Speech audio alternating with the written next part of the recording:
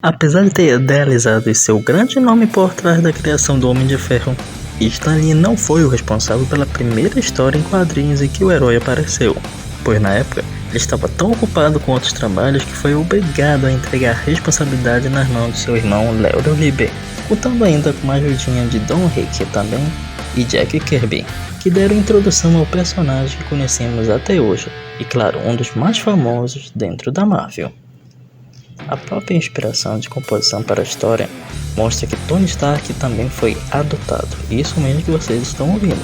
Isso faz parte dos acontecimentos mais recentes da história do personagem, onde depois de quase 53 anos na edição Homem de Ferro Internacional, lançada em 2016, foi revelado que Tony Stark não é filho biológico de Howard Stark e de Maria Stark, e que na verdade ele foi adotado pelo casal. Os verdadeiros pais do Homem de Ferro se chamavam Amanda Armstrong e Judy, dois agentes da SHIELD, que se apaixonaram durante uma missão. Eles se relacionaram e acabaram tendo um filho, que era nada mais nada menos do que o próprio Tony Stark. Porém, depois de alguns tempos juntos, a paixão do casal acabou se despedaçando, quando Judy revelou a Amanda que ele na verdade era um agente duplo da Hydra, o que fez com que ela o matasse com tesouradas. Amanda ficou traumatizada com o acontecido e então decidiu que não cuidaria de Tony para que ele encontrasse uma casa segura e mais feliz. Após alguns eventos, ele acabou sendo adotado por Howard enquanto estava em um orfanato na Bulgária, se tornando assim um verdadeiro Stark. A decisão de adotar um menino por parte de Howard e Maria surgiu devido a problemas enfrentados pelo casal na tentativa de ter um filho. Quando ela estava grávida, Maria sofreu graves complicações ameaçando a saúde do seu bebê, sendo informada que infelizmente ele não sobreviveria. Isso fez com que Howard viajasse desesperadamente por todo o mundo em busca de uma cura para o feto, o que o levou a encontrar e resgatar o Regional Recall 451 das mãos da raça alienígena conhecidas como Grace, pedindo em troca ajuda a fim de assegurar a sobrevivência do seu filho. O 451 o ajudou após selarem um acordo, e durante meses o bebê foi geneticamente modificado. Porém, Howard descobriu que o 451 havia feito um ajuste genético, que o colocaria a vida de seu filho em risco conforme fosse crescendo, desenvolvendo um antídoto em segredo que o neutralizaria.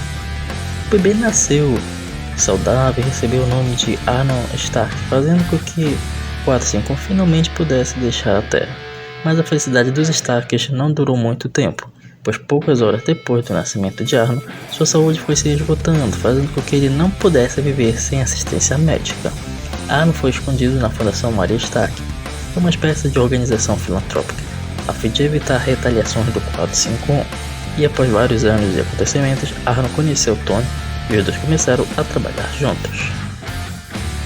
Diferentemente do que muita gente imagina por aí, embora parecesse podre de rico, a vida de Tony nem sempre foi tão fácil assim, uma vez que seu pai não entendia sua natureza tímida e reclusa, bem diferente do que estamos acostumados a ver por aí.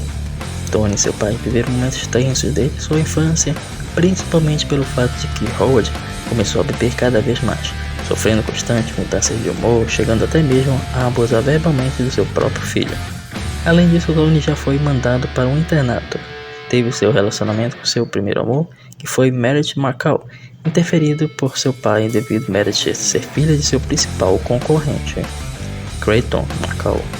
Seu segundo relacionamento com uma garota chamada Cassandra Gillespie também foi interferido pelo mesmo motivo, entre tantas outras coisas. Felizmente para sua sorte, Maria sempre o amou incondicionalmente. Desde muito jovem, Tony Stark já mostrava ser um gênio com grande aptidão em diversas áreas, mas principalmente voltada à eletrônica, pois acreditava que o hardware era mais confiável que os seres humanos, que são imprevisíveis e difíceis de entender. Já aos 15 anos, o próprio Tony foi aceito no Instituto de Tecnologia de Massachusetts, a mesma universidade em que estudou Eric Killmonger, se formando sem esforço e se especializando em física e engenharia elétrica. Ele também possui doutorado nas áreas de física, engenharia mecânica e engenharia elétrica. Maria e Howard morreram em um acidente de carro quando Tony tinha 21 anos, fazendo com que ele herdasse as indústrias Stark, que era o negócio de seu pai. Foi sugerido que a morte de Howard e Maria não foi um simples acidente, mas sim um assassinato planejado, tendo como maiores suspeitos o grupo do Batalhão V e a Corporação Roxxon e a própria Hydra. Porém, muitas pessoas questionaram os status de falecido do casal pelo fato de Howard ter dito a Nathaniel Richards que sua morte seria causada pela Irmandade do Escudo, por um acidente de carro pouco tempo depois de ele se juntar a ela. Já no filme, a morte dos dois segue um caminho diferente e é acusada por Bucky Barnes. Após assumir o controle das indústrias Stark, Tony Stark finalmente teve novos desafios como CEO de uma grande multinacional. Mas à medida que a empresa crescia, seu trabalho foi se tornando cada vez menos excitante e Tony foi ficando novamente desligado. Sua vida sofreu uma grande reviravolta quando ele supervisionava uma demonstração militar de sua tecnologia ainda no Afeganistão, em uma zona de guerra afegã ativa, onde sua escolta foi emboscada e morta, e ele foi levado para um cativeiro pelo líder terrorista Wong Shu com estilhaços em seu peito. Os estilhaços perfurariam o coração e matariam Tony dentro de uma semana, e para que sua vida fosse salva, Wong Shu propôs falsamente que Tony construísse uma poderosa arma para ele, e assim lhe daria a permissão para se submeter a uma operação que salvaria sua vida.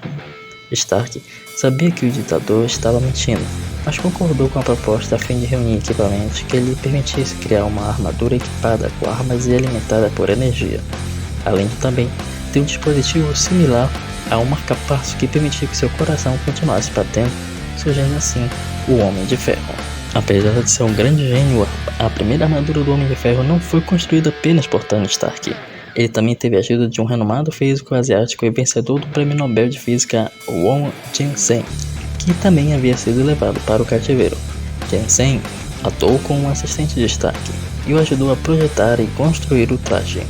Quando a armadura finalmente ficou pronta, faltando apenas ser carregada, Jin-sen se sacrificou para distrair Wong Shu, que havia ido verificar o que seus prisioneiros estavam fazendo.